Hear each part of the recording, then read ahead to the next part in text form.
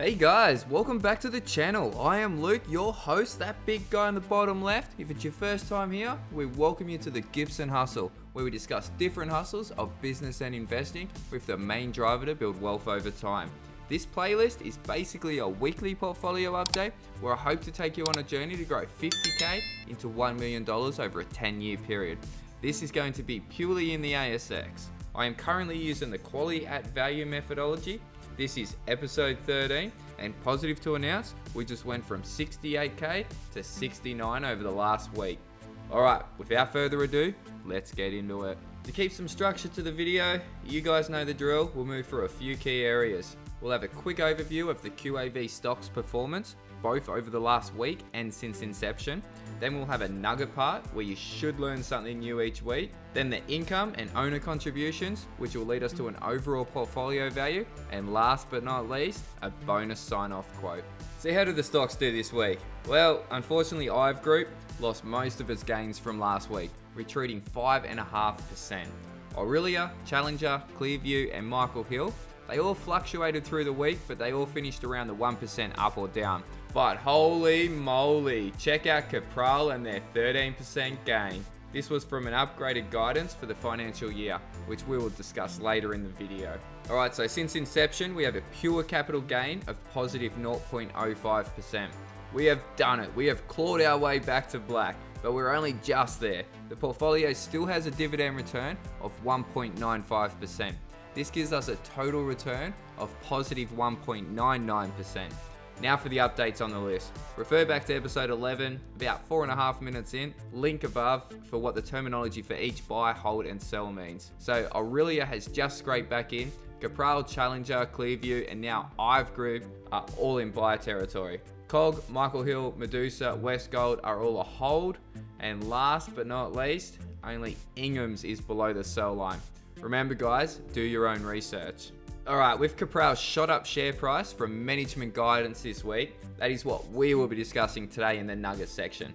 I'll explain what it is, what it can do to the share price, and give a good and a bad example. So back in the early days, the company guidance was known around the investing world as whisper numbers, as only the people in the know actually got to hear the guidance before the average investors.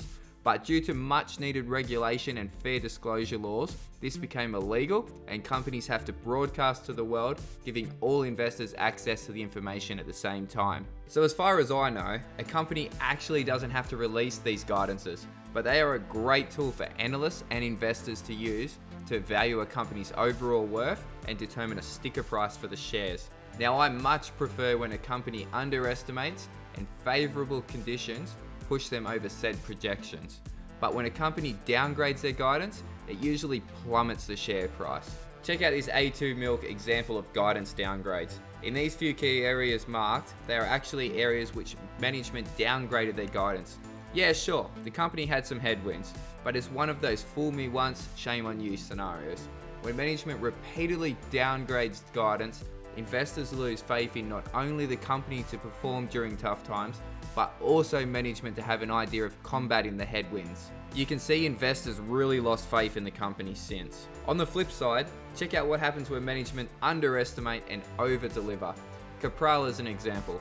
They released this one-pager recently stating that their revenue will be going up by 5 million since their last guidance in the half-year results in August. As you can see on this graph, it instantly bumped the share price up as soon as investors and analysts start to revalue the company. Check out these other occasions that they have underestimated and over-delivered.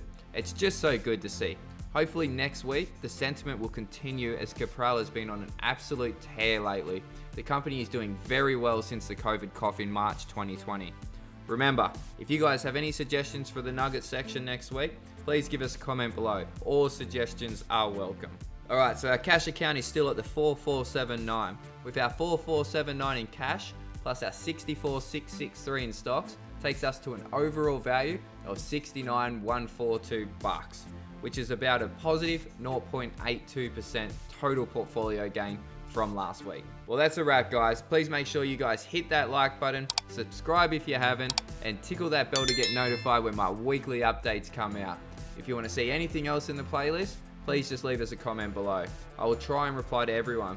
Ha, this quote has some relevance with my recent contribution to the human race. Now, I hope all of you have a lovely rest of the weekend, and you all know the saying, keep healthy and wealthy. See you guys.